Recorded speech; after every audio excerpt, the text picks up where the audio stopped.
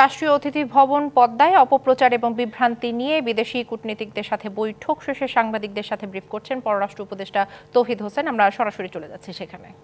দেখুন, আমরা যে বার্তাটা দিতে চাই সেটা হলো যে এই সরকার কোনো ধরনের কোনো সাম্প্রদায়িক যে কার্যকলাপ সেটাকে বরদাস্ত করবে না, এবং সেটা হিন্দু বলে কথা নয়, মুসলিম বলে কথা নয়। আমরা সবাইকে সমান চোখে দেখব এবং এই মেসেজটা আমরা সবাইকে দিতে চাই, পার্টিকুলার কোনো একটা অংশকে না, সবাইকে এই মেসেজটা দিতে চেয়েছি। এবং এটাও আমরা বলেছি যে এ ব্যাপারে আইন তার গতিতে চলবে এবং সেখানে যদি কেউ বিশৃঙ্খলা সৃষ্টির চেষ্টা করে অবশ্যই সেটাকে শক্ত হাতে দমন করা হবে। এই মেসেজটা সবার কাছে গেছে। এখন আপনি যেটা বলছেন যে পার্টিকুলার কাউকে, এটা আমরা যখন সরকারি পর্যায়ে যখন কোনো রিয়াকশন আমরা দেখি, আমরা সেটা প্রতিবাদ করি সরকারিভাবেই, সেটাই। আর বাকিটুকু আমরা ইন জেনারেল টার্মসে আজকে কথাবার্তা বলেছি। আমরা তো কোনো কাউকে দোষারোপ করার জন্য আসে, আমরা শুধু আমাদের অবস্থানটাকে শক্তভাবে উল্লেখ করার জন্য এসেছি। একজন ভারতের পক্ষ থেকে এই ব্রিফিং এ উপস্থিত ছিল কিনা, আর দ্বিতীয় প্রশ্ন হচ্ছে বাংলাদেশ ভারত সম্পর্ক কোনো একটি দল কিংবা ব্যক্তি কেন্দ্রিক নয়, বরং মানুষ এটা ভারতের পক্ষ থেকে দাবি করা হয়। সেটাও কি আপনাদের ব্রিফিং এ এসছে কিনা যে ভারত মানে ব্লাইন্ড হয়ে গেছে?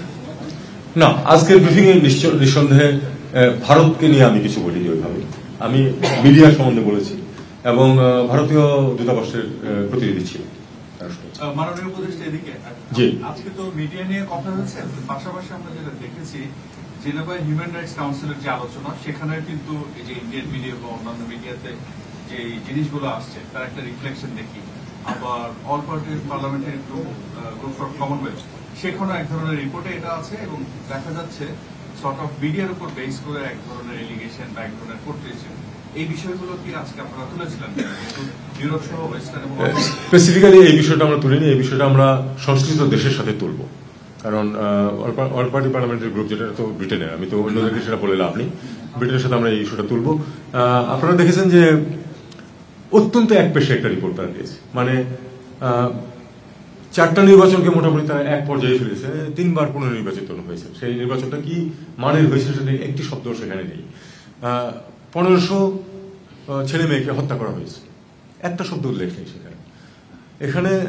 এবং সবচেয়ে বড় কথা, আমাদের দূতাবাসকে জানানো পর্যন্ত হয়নি যে তারা এই কাজটা করছে।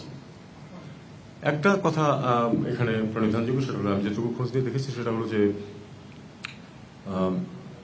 ওখানে পূর্ববর্তী যে দল ক্ষমতায় ছিল তাদের আসলে লোকজনের সংখ্যা বেশি, ইনক্লুডিং পার্লামেন্টের উপরেও তাদের ইনফ্লুয়েন্স একটু বেশি, এতে কোনো সন্দেহ নেই। মানে ইয়ার মধ্যেও ওখানে যে কমিউনিটি আছে তার মধ্যেও আছে সব দলেরই, কিন্তু তাদের একটু শক্তি বেশি, কাজে তার সেটা ইনফ্লুয়েন্স করতে পেরেছে। প্লাস এটা বলে গেলে চলবে না যে এটা কিন্তু একটা গ্লোবাল ক্যাম্পেইন চলছে, কিন্তু গ্লোবাল ক্যাম্পেইন চলছে, গ্লোবের সবাই যে পার্টিসিপেট করছে তা না, কিন্তু গ্লোবাল ক্যাম্পেইনটা চলছে কিন্তু একটা বিশেষ গোষ্ঠীর দ্বারা চেষ্টা করতেছে, সবখানে তারা হিট করার চেষ্টা করছে।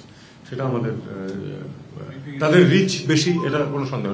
হ্যাঁ, গ্লোবালি যে করা হচ্ছে এটা আমরা আমাদের এতে বলেছি, এটা বলেছি আমরা, এবং এটা আমাদেরকে মেনে নিতে হবে যে তাদের যারা এটা করছে তাদের রিচ আমাদের তুলনায় বেশি, আমাদেরকে তাদেরকে মোকাবেলা করতে হবে। আবার একজন, আচ্ছা জি বলেন।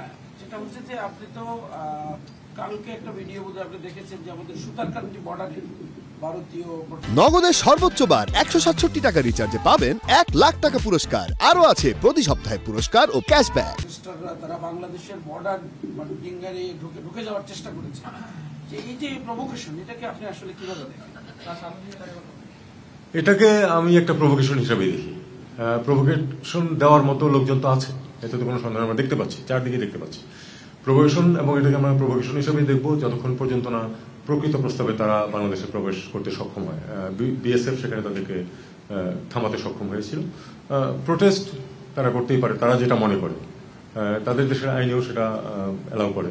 তবে বর্ডার পার হওয়ার যদি চেষ্টা করে সেটা হলো আইন ভঙ্গ করা, সেটা তারা ব্যবস্থা নেবেন। স্যার, দুটো বিষয়। একটা হলো স্যার যে আজকে ব্রিফিং এ চিন্ময় দাস, যিনি ইসকনের ফর্মার নেতা ছিলেন, ওনার ব্যাপারে স্পেসিফিক্যালি ডিপ্লোম্যাটদের কি স্টেটমেন্ট দিয়েছেন সেটা একটা। আরেকটা, এই যে প্রচারণা বা প্রোপাগান্ডা যেটা চলছে গ্লোবালি, এটার ব্যাপারে ডিপ্লোম্যাটদের কোনো করণীয় আছে কিনা বা কোনো রিকোয়েস্ট করেছেন কিনা? দেখুন, প্রথমত চিন্ময় ব্রহ্মচারী যেটা বিষয় এটা অবশ্যই উল্লেখ করেছে, আমার ব্রিফিংও উল্লেখ ছিল যে চিন্ময় ব্রহ্মচারী কি পরিস্থিতিতে তাকে অ্যারেস্ট করা হয়েছে এবং তারপরে কিভাবে প্রসিডিংস হয়েছে, কোর্ট তার বেল দেয় তখন তারা যে একেবারে ঘেরাও করে ধরেছে ইত্যাদি ইত্যাদি। এবং আমি এটাও বলেছি যে এটা তারা পেরেছে কারণ তাদেরকে তাদের মত ব্যক্ত করার অধিকার দেওয়া হয়েছে বলেই তারা পেরেছে। এরকম ঘটনা তো আগে করতে পারেনি তারা। আমরা তাদেরকে, আমার মনে হয় আমরা তাদেরকে অন্ততপক্ষে আমাদের যে অবস্থানটা সেটা পৌঁছে দিতে পেরেছি এবং আমি তাদেরকে বলেছি যে এটা অবশ্যই তারা তাদের দেশেও রিপোর্ট করবে, এটা নিয়ম। যেটা এখানে একটা ব্রিফিং হয়েছে সেটা তারা তাদের হেডকোয়ার্টারকে জানাবে এবং আমি আশা করব যে তারা সঠিক অবস্থানটা তুলে ধরবে এবং আমি